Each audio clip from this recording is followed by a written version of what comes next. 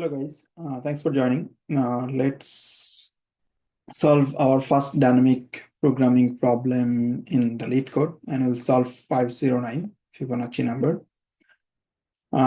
If you haven't watched the other video about the introduction to dynamic programming, please watch this. I will link in the description below. After you watch that video, come back to this one, it will all make sense. So for this Fibonacci number, so there is a series of number what we want to calculate. And you can see the F0 starting with 0 and F1 is 1. And there is a recurrence relation also given. So basically all the things are already given in this problem, right?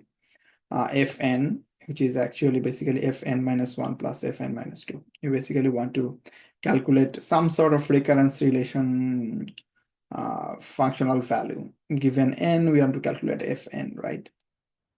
And the example is something like n equal to 2, we want to return 1, right? Because both 0 and 1, if you add these two numbers, it becomes 1.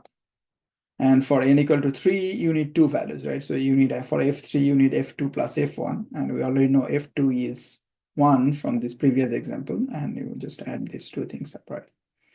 There are a few ways to solve this kind of problem. One, basically, you can write a recursive function to just call this fib n minus 1 and n minus 2, right? So which is not that much efficient, right? So I can write the pseudocode for that one. So you basically, if your n is less than 2, you basically return two values, right? You can return 0 if your n is equal to 0, else you return 1, right? So this is your base case for the case when you want to calculate the value for n equal to 1. So for the n is less than 2, you want to return 0 if n equals 0, right? So this one. And then you can use, otherwise you can return 1. And if you just want to return, this will not work, but I'll just write it. It might get time limit exceptions. So you can basically just call this function self.fib with n minus 1 plus n minus 2, right? And it should be all good, right?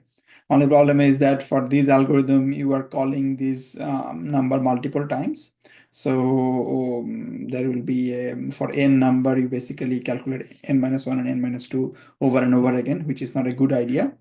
So we will not go through using the recurrence relation. Now go to the next step, right? So if you want to solve it some sort of like cache, what you can do as soon as you need n minus 1 and n minus 2, you can store it somewhere, right? So that's a top-down approach. That way you can do it.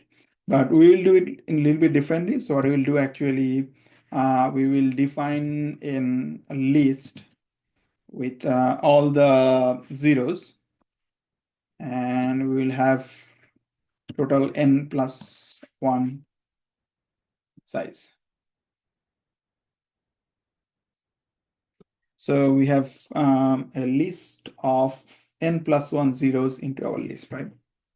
And your first value, dp1, would be actually 1, right? So as you can see, so f0 is 0 and f1 is 1. So our dp0 is 0 and then dp1 is 1, right? Now you want to calculate using bottom-up approach for I in range. You start with 2 and go to till n plus 1.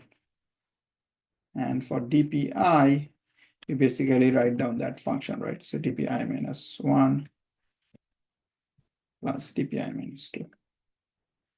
And finally, when you are done, you just return dpn. So where each of the n values, you are basically storing the results. Nth index store the nth results, starting with 0 and 1. And for the other values, you are just sum this to previous number and actually get the values. So for these algorithm using bottom-up approach dynamic programming, it takes order n space. Basically, you are storing all these things into a list. So it basically takes order n space, and your algorithm runs from n times inside the for loop. So this algorithm would be basically an order n linear time algorithm with linear time space. There is a way to speed things up. If you don't want to store the whole array, you basically need three values. You can see DPI, DPI minus 1, and DPI minus 2. You can use basically three variables. You don't need to use the whole list. In that way, you can maybe reduce the space a little bit to constant from order n. But this is a cleaner way to implement these dynamic programming problems. So that's all for this video. We will show you in the next video. We'll solve more dynamic programming problems so that we can get used to it. Thanks for watching.